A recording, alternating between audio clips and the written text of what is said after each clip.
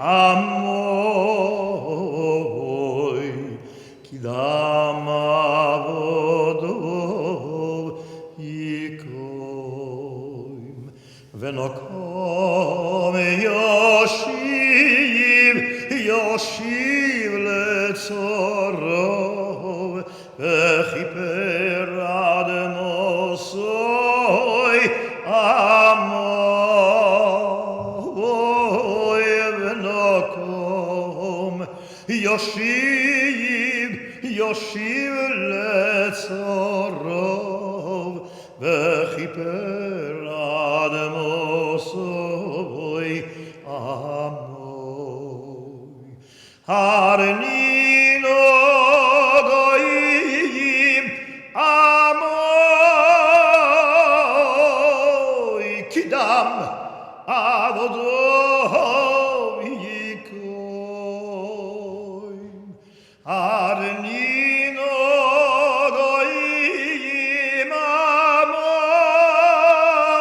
עמוי, כי דם עבודו יקום. יוי ונקום יושיב לצורו, וכיפר עד מוסוי עמוי,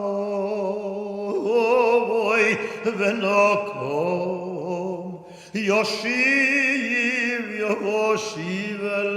לצורו, וכיפר עד מוסוי עמוי, וכיפר עד מוסוי עמוי,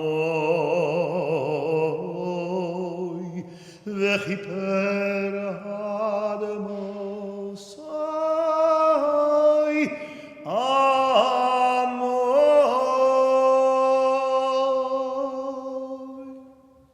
Okay, dear friends, welcome to Tachlis.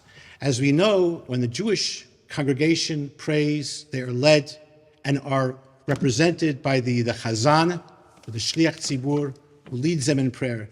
And this is an ancient tradition which combines spirituality also with the art of singing. And to lovers of Chazanut, to those who love the singing of cantors all over the world, the name Yaakov Motzen is very well known. He's in a very small group of world-class Chazanim that has gained the admiration of people all over. And so the name of Yaakov Motzen, Chazan, is well known all over the world. But the name of his grandfather, Avraham Chaim Motzen, was very well known in our own city of Bratislava before the war.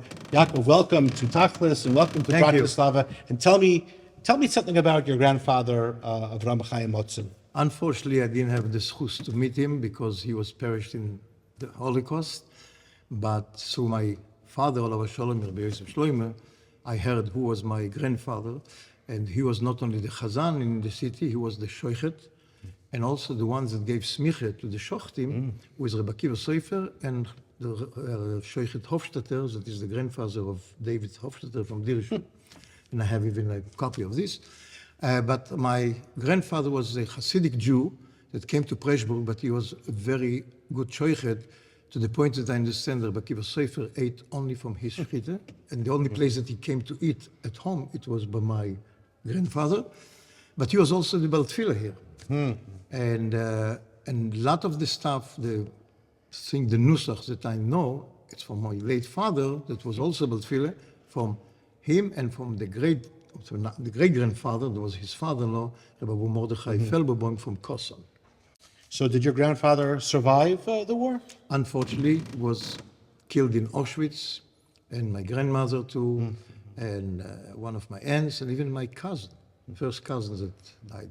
My parents, my father that was, Baruch Hashem, survived. My mother that was from Putnok also survived, and they got married in 46 in Košice. In 47, they made Aliyah to Israel. I see. And you were born there? I born. And you started to sing as a child, or? According to my mother, I got my good lungs because the first 2 years of my life, I was crying every night. And when did you decide to become a cantor? I don't know if I decided. At first, my father was Baltfila, so Or your father? yeah, Baltfila only Rosh Hashanah Kippur, but singing was part of the home. My mother, at the age of 7 already, I was soloist in choirs. And from the age of 9 till 13, I was with my father as his boys singing. Then when my voice changed, I was with my Rebbe, the Moshe Rebbe, I was in his choir. And then one more year with my father. And then the age of 17, Baruch Hashem, I was ready to be. Do any of your children also continue sort of in the path of Chazanut, of Kantor Yaakov Baruch Motzen? Hashem, I have 6 kids, 5 boys and 1 girl. One of them that really did something before me, my son Chaim Scholz, that the rabbi knows, he was here davening one of the Yom Noraim a few years ago. So your grandfather and your son both were in Bratislava, Right. but not and, you. And this Shabbos, I hope we're going to fill the circle. So your first time. First So time tell us davening. about, how do you feel about that?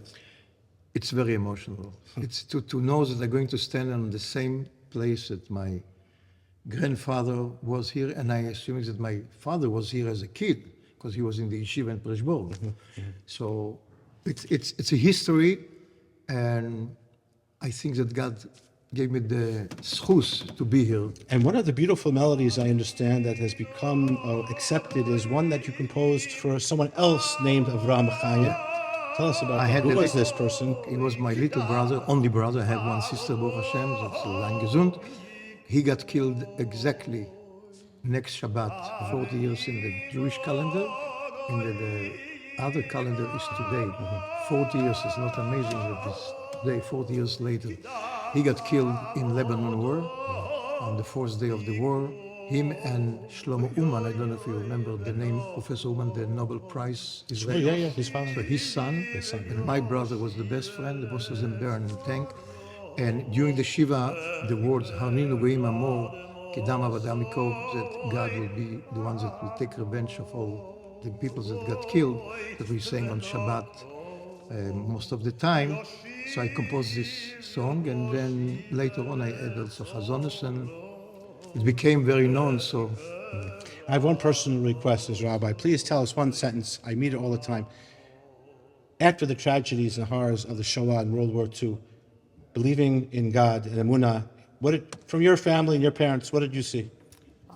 as somebody said it very nice. He said, somebody, where was God in the Holocaust? So somebody answering, I don't remember now who, said, you can imagine if God was not there? Yeah. And the truth is, for my father, very short story, he was putting tefillin every day in Auschwitz, and they blow the shofar on Rosh Hashanah. But he told me that one day he saw 200 kids going into the gas chamber, and he got a blackout, and then he decided he don't want to anymore. After the war, he survived, thank God. It was maybe 30 kilo when he came out from the hospital, and he walking in Preshborg without yarmulke, here. And somebody recognized him, said, you're not the son of the Shoichet Motzen? He said, yes, and you're not ashamed of yourself to be without yarmulke? So he said, it's interesting, you didn't ask me if I had breakfast. But then my father told me that, he said, who am I going to fight? God. God is the one that saved me. So he right away came back, and he was very observant. He was going to work at 6:30, 5 o'clock, he was already studying at night. Beautiful story. So from him, I saw that we have to understand that God is everywhere, even the Holocaust. And from him, I got this, and for my mother, the same thing. She went through Auschwitz. She was a young girl. Tisha B'Av, there was in Krakow. They decided to fast. 400 Jewish girls decided to fast on Tisha B'Av. That I'm sure that any rabbi, if they asked him, he would say to you, you don't have to. You don't care. So I got my parents that gave me in the emunah and helped me to really to understand that only God can help us. Wonderful. On that note, thank you very much, Yaakov Motzen, Thank you. Kantor from Tel Aviv and New Jersey and Florida. We look forward to hearing your beautiful voice, and Shabbat Shalom to everybody. Shabbat Shalom to everybody. Thank you.